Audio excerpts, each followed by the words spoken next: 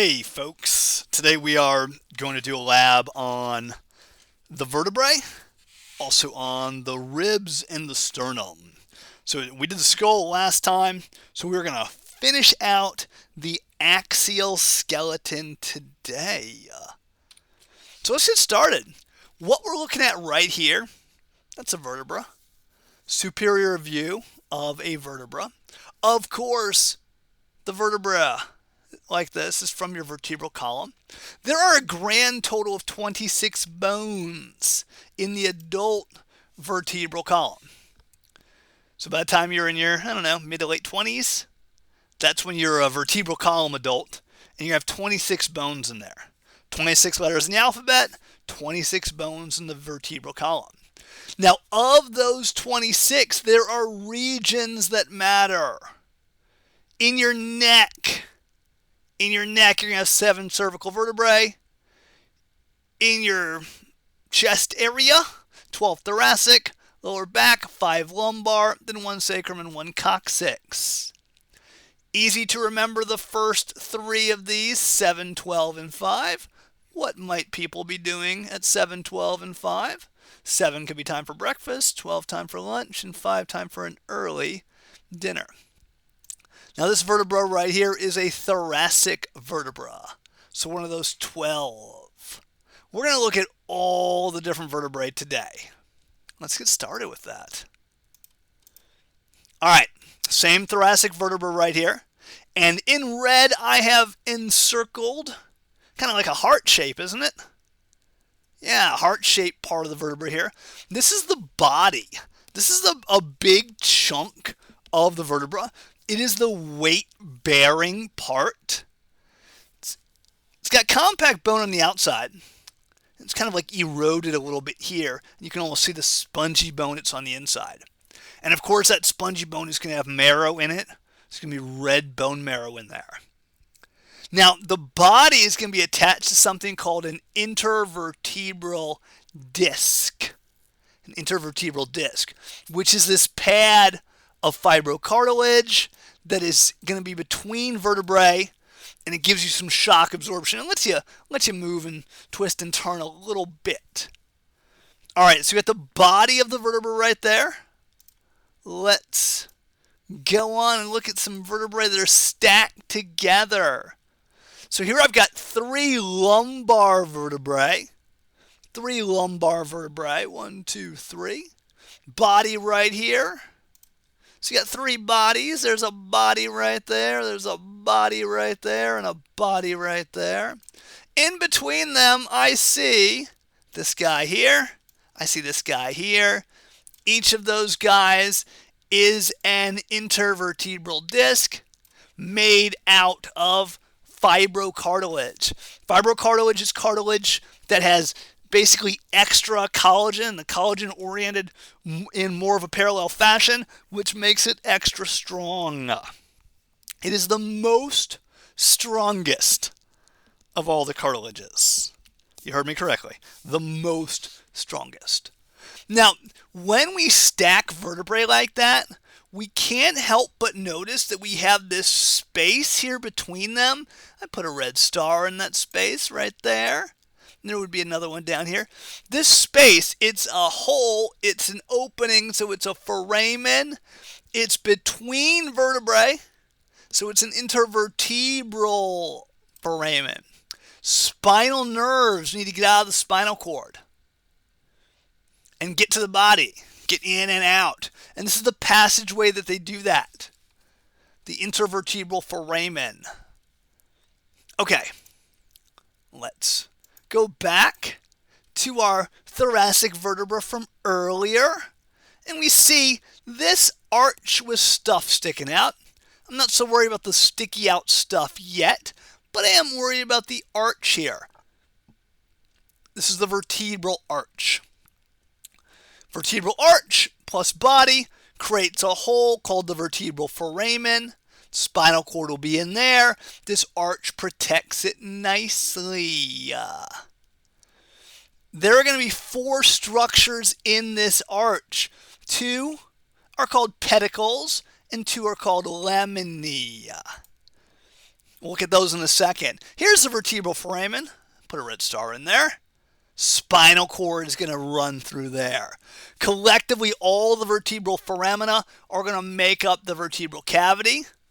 The vertebral foramen is protected by the vertebral arch and the vertebral body. All right, this little chunk right here and this little chunk right here, each of these is a pedicle. The word pedicle means little foot, is the first part of the vertebral arch, the part of the vertebral arch that's attached to the body. So the foot's attached to the body here and here. If we jump up, so past the lateral sticky out thing, before we get to the posterior sticky out thing, we have this region. It's actually kind of thin. Hard to tell in this view, but it's kind of thin. And because it's thin, it is called a lamina. A lamina is like a thin layer. So it's a lamina right here. There's another lamina where my cursor is dancing. 2 laminae plus 2 pedicles. We can set up a equation, right? 2 laminae plus 2 pedicles equals a vertebral arch. We can use some algebra with that. We can like take out the 2. Lamina plus a pedicle equals a vertebral arch. Yeah, we can have some fun. All right. Anyway, I'm just messing around. Sorry. Sticky out things. Remember, sticky out things are processes. Why do things stick out? To attach to other things, either bones or muscles. We're going to see both. Now, this guy that I put a red box around is a transverse process extending laterally from the arch. Transverse process right there. And of course, there is a transverse process right there. All of your vertebral transverse processes are for muscle attachment. Thoracic ones, so thoracic transverse processes, also are going to make joints with the ribs. So the thoracic ones are going to be special. All of them, cervical, lumbar, and thoracic, are for muscle attachment. Thoracic ones also articulate with ribs.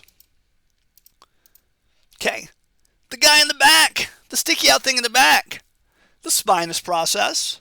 That's what you can probably feel your own spinous processes if you, throw your arm around and touch your upper back, kind of arch your neck and head down. You can easily feel these guys. They're the parts that are easily visible on a slender person. They are shirtless and bending over. Spinous process here is for muscle attachment. Yeah. All right. Switching gears. Got a lumbar vertebra here. I think I got the same one twice here, which is cool. In this lateral view, we can see the body. Let's label some stuff. Here's the body. Here's the spinous process right there. And this guy's sticking out right here is a transverse process.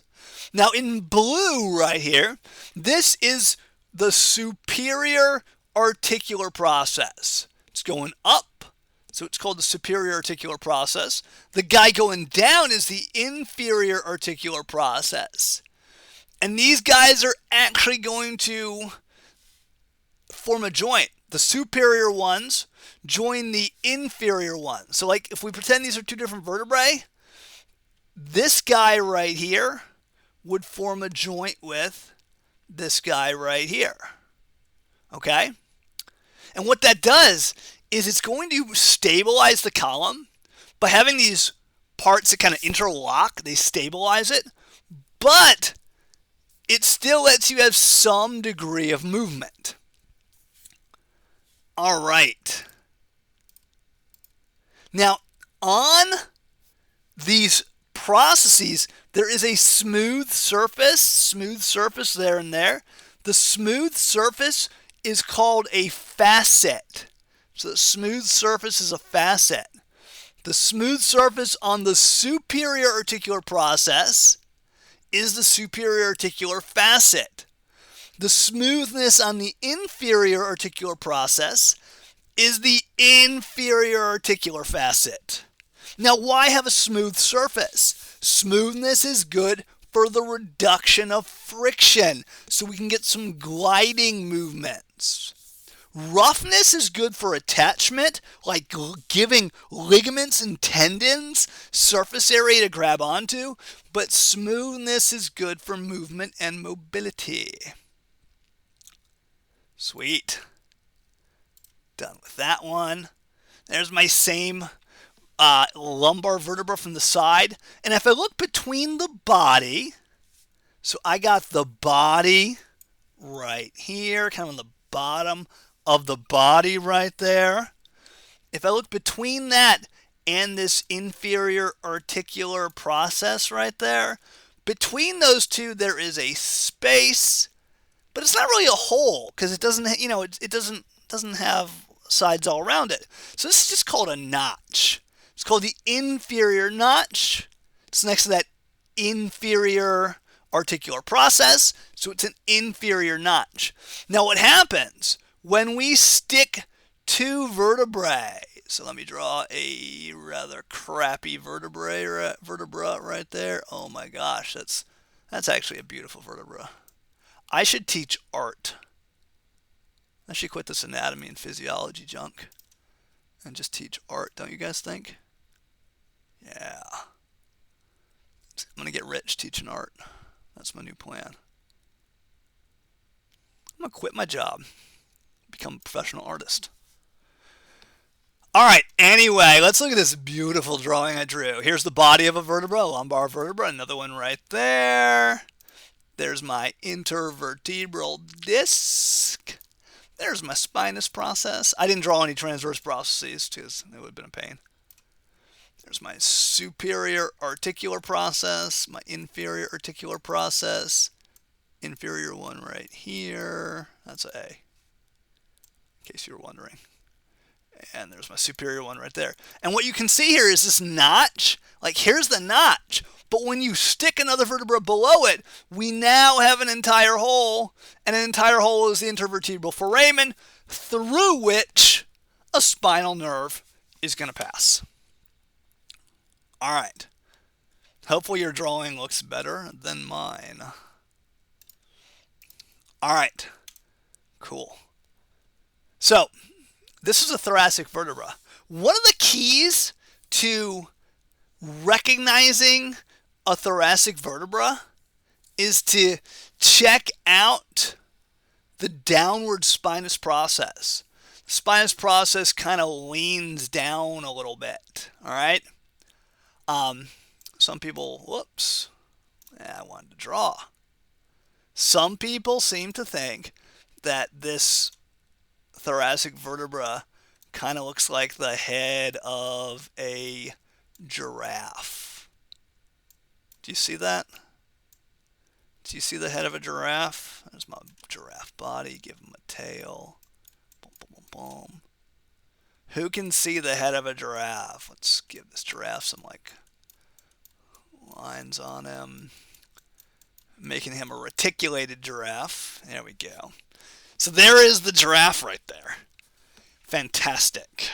So downward spinous process hints that it is a thoracic vertebra. Also, like right here, the inferior articular process and the spinous process have basically stuck together. Also, right here, my superior articular facets face backward, and my inferior articular facet that's right here faces forward. This is going to let you do some side-to-side bending with your thoracic vertebra. So if you stand up right now and you, like I am, and you put your hands on your sides and you kind of just slide your hand down towards your knee, you feel that bend in your thoracic spine. You can do that because of the orientation of these guys. All right, cool. Goodbye, giraffe. Let's keep going. So, there's another thing that's weird about thoracic vertebrae. And I hinted at this earlier. I didn't hint at it. I flat out told you. They also articulate with their ribs. So a thoracic vertebra is going to have 3 spots on each side for rib attachment. There are going to be 3 smooth spaces on each side for rib attachment. Remember, a smooth area is called a facet. So look, I got the facet, facet, facet here, okay? These are smooth faces for ribs. So each of these guys is going to be a costal facet. Now a rib, if you look at this rib down here for me, the rib has a head and the rib has a bump. The bump's right there. It's kind of covered by the ligaments there, but there's a bump. The bump is called the tubercle. The head is called the head.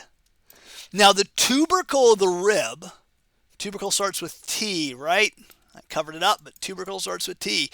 The tubercle, which starts with a T, is going to articulate with this transverse costal facet, which also starts with a T. So the tubercle, you can see the tubercle right there, and this is the transverse process. The costal facet is right in here. Okay? So the tubercle of a rib articulates with the transverse costal facet. Now the head of a rib, so here's the head of a rib right here. Let's get rid of all this drawing for a second. Head of the rib is right here. The head of the rib is actually going to articulate with the body of 2 vertebrae. It's going to articulate the body of 2 vertebrae. All right? And my vertebrae, the body, has 2 spots on it. It's got a superior costal demifacet and an inferior costal demifacet. Each of these guys is going to articulate with half the head of the rib. Half the head. That's why we get this prefix demi here. It's a demifacet. It's like a half facet. Okay, let's look at some more pictures of this. I think that might help clear it up. And look at the pictures in your lab manual and your textbook as well. So here I see 2 vertebrae, all right? 2 thoracic vertebrae. Here's a body, here's a body. This is the head of the rib. The head of the rib is coming in and articulating with the superior articular facet on this guy and the inferior articular facet on this guy. Now, meanwhile, if we spun this around, there's the tubercle of the rib, and this is the transverse process of the vertebra, and the facet for the tubercle would be right in here where my mouse arrow thing is gliding. So, on each side, a thoracic vertebra has 3 costal facets. 2 of them on the body, those are the demifacets, superior and inferior costal demifacets. They're called demifacets because each of them articulates with half the head of a rib. Then on the transverse process, we can actually see one right here. There's a transverse costal facet right there, which articulates with the bump of the rib, which is the tubercle. So the head of the rib articulates the body of a vertebra, 2 bodies actually, 1 head, 2 bodies, and the T's go together, tubercle gets the transverse costal facet. All right, write all that down so you don't forget it. And with that, we're done with the thoracic ones. We are moving onward to a cervical vertebra here. All right, you got 7 cervical vertebrae. By the way, almost every mammal has 7 cervical vertebrae. Even a giraffe, like I drew earlier, has 7 cervical vertebrae. They're just really big. Anyhow, 7 cervical vertebrae. The first 2 are weird. C1 and C2 are weird, so we're going to save them for later. C3 through C7 are not weirdos. They're typical cervical vertebrae. This is one of those, okay? I'm not sure which one this is. It doesn't really matter. But check it out. Here's the body. Here's the spinous process. Notice that the spinous process is split. The word we use is bifid. lets you better able to attach a muscle on the left and a muscle on the right. Think about shaking your head to the right and the left. You need bilateral symmetry in your attachment points to do that. It's kind of like the transverse process, the pedicle, and the superiorarticular process almost like all joined together here. Okay, here's the lamina. Now, in the transverse process, there is a hole. I put a red star in that one, another star in that one. This hole is called a transverse foramen. Each cervical vertebrae is going to have a pair of transverse foramina. You're only going to see these on the cervical vertebrae. They're going to let vein goes down, artery goes up through these guys, and nerves. This is basically how you feed and drain the back of your brain.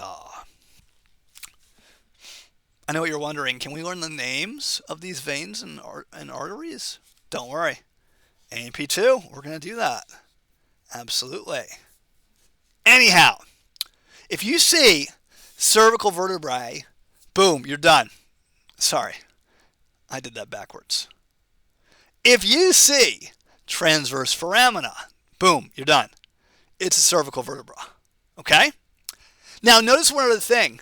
The superiorarticular process here is pretty darn flat.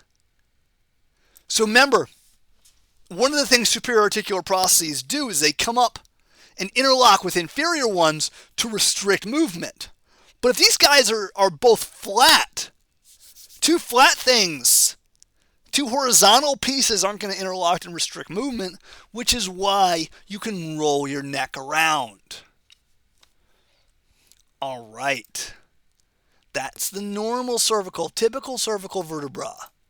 This is a weirdo. This is the first cervical vertebra. This is C1, better known as the atlas.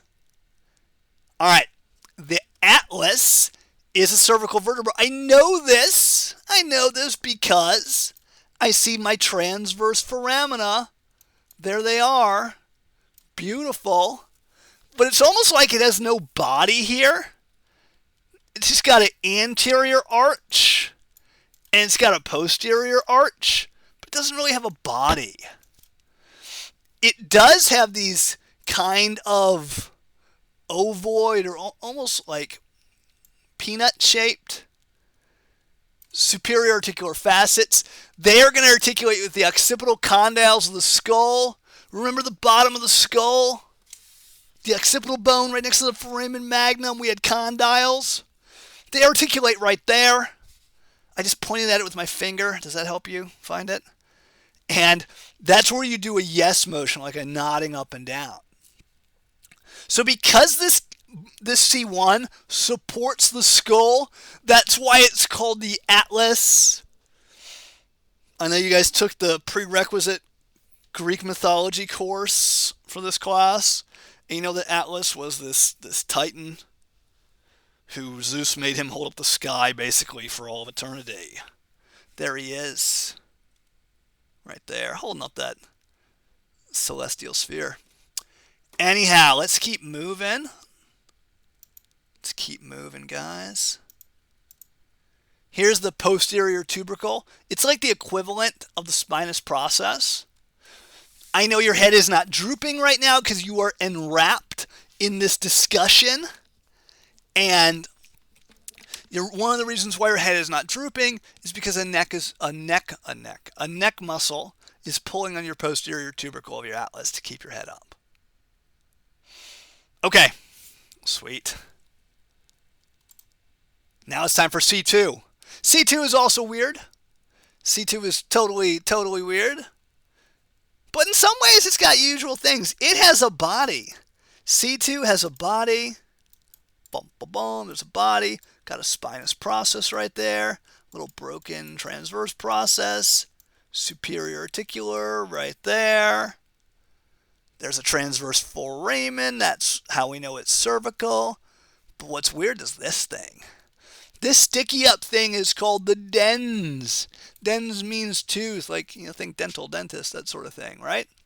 It sticks superiorly up, and then it sits against the atlas, and that creates a pivot point and a pivot joint that lets you rotate your head and neck beautifully as you say, no, this is not hard at all. This is easy stuff.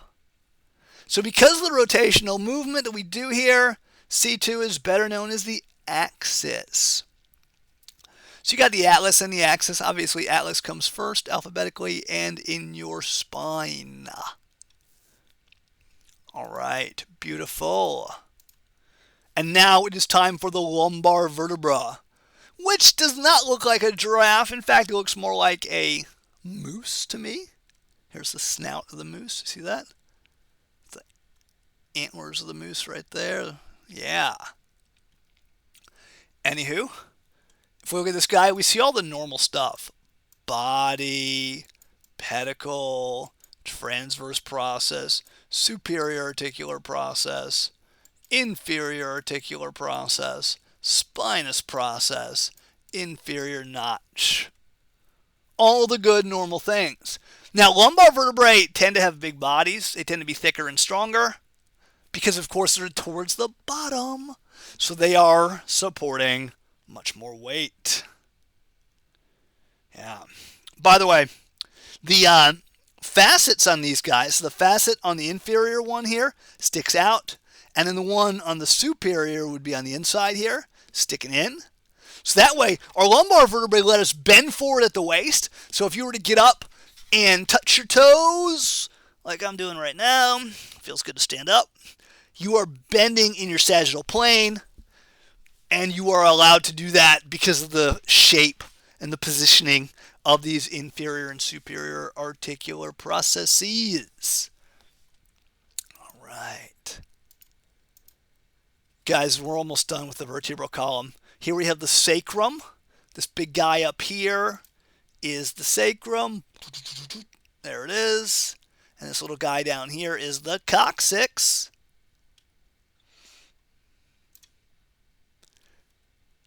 The word sacrum, there's a lot of stories about why it's called the sacrum. One of my favorite ones, the most interesting story is, well, it goes like this. This bone used to be called the vertebra magna because it's big, magna, big. And if you think about the word big, like if I tell you got a big test coming up, that can mean it's physically large, but it could also mean it's important. So with that idea of it being important, somebody changed it, decided to also call it the vertebra sacra, like the important vertebra. Think about the word sacred, like holy, important for things like that. And then from vertebra sacra, we get sacrum. The word coccyx means shaped like the beak of a cuckoo. I know you saw it and you were like, man, that looks like a cuckoo's beak. I'm sure that's what you were thinking. Anyhow, sacrum and the coccyx, these are structures that were once separate individual vertebrae. So when you're born, when you're a little fun kid, you have 5 sacral vertebrae. The coccyx starts out usually as 4 coccygeal vertebrae. Sometimes it's 3, sometimes it's 5, depends on how many mom or dad had. And they usually start fusing somewhere in your teenage years, but don't finish until you're like into your late 20s. And then you got 1 solid bone for the sacrum, 1 solid bone for the coccyx. Now, why fuse these bones? Obvious answer. This is for strength. We fuse these bones. We're stronger as we go inferiorly as we're supporting more weight, which makes beautiful sense. All right, let's do a little more things with these guys. I see 4 anterior sacral foramina for blood vessels and nerves to get through on each side there. If I rotate it and look at it laterally, I see at the very top anterior part there's a sticky out piece called the sacral promontory. You guys took geography class, the prereq for this. You know, a promontory is a piece of land that sticks out. That's why they used it. This is where your pelvic cavity begins. So you go below the sacral promontory, you are in the true pelvic cavity. Okay. Here on this lateral surface, we do have a rough spot. This is called the auricular surface. Auricular means like an ear. I can kind of see that. The auricular surface is going to articulate with the iliac part of your hip bone. Okay, here's the iliac part of your hip bone. Here's your sacrum here, iliac part of your hip bone. This joint here is called the sacroiliac. The roughness gives it more stability, and you only get a little bit of gliding there. All right. Here we see the posterior part. Spinous processes all stuck together. Now, do you realize the sacrum and the coccyx are separate? There is a skinny intervertebral disc in there. Got a little bit of movement there when you poop, and a little bit more movement if you are giving birth. That's what that word means. Fancy word for giving birth. Okay, cool. Yes, we are done with the vertebral column. Hooray! We're on to the thoracic cage. 12 pairs of ribs, a sternum, and all the costal cartilage, which is the hyaline cartilage linking the sternum and the ribs. Thoracic cage is going to give you a lot of protection and protect your heart, your lungs, other organs, plus gives you multiple sites for muscle attachment. Starting with the ribs, the first 7, so you got 12 pairs, 24 total. The first 7 pairs are called the true ribs. They are going to usually have their own piece of costal cartilage. First 7 are the true ribs, and that obviously, use your deductive reasoning, the next 5 are going to be the false ribs. The next 5 are the false ribs. 1, 2, 3, 4, 5. 4, 5. There it is. Now, the ribs 8, 9, and 10. There we go. Ribs 8, 9, and 10 are going to share some costal cartilage. And ribs 11 and 12, those are your floating ribs. So they're false and floating because they don't have any costal cartilage at all. So 7 true, 5 false, 3 false non-floating, 2 false floating. Might want to replay that bit so you can write it down. Okay, with that, let's look at the costal cartilage. Costal cartilage for 10 of the 12 ribs. It's hyaline cartilage. It's more flexible than bone, which lets you take that big deep breath in and expand your thoracic cavity. All right. If we look at an individual rib, we see the head of it right here. Remember, the head articulates with the superior articular demifacet the superior costal demifacet, there we go, on one vertebra, and the inferior costal demifacet on another. Meanwhile, the tubercle of a rib articulates with a transverse costal facet.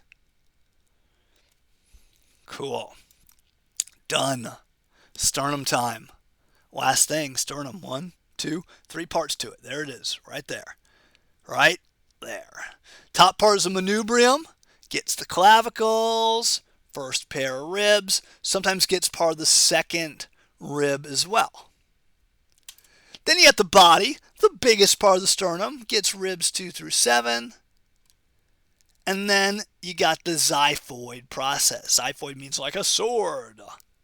Manubrium means like a handle. So there's a xiphoid process.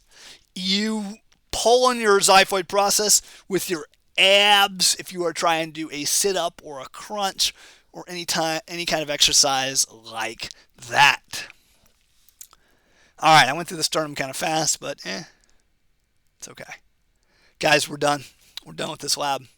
This is fantastic. in under 35 minutes. Beautiful. See you later.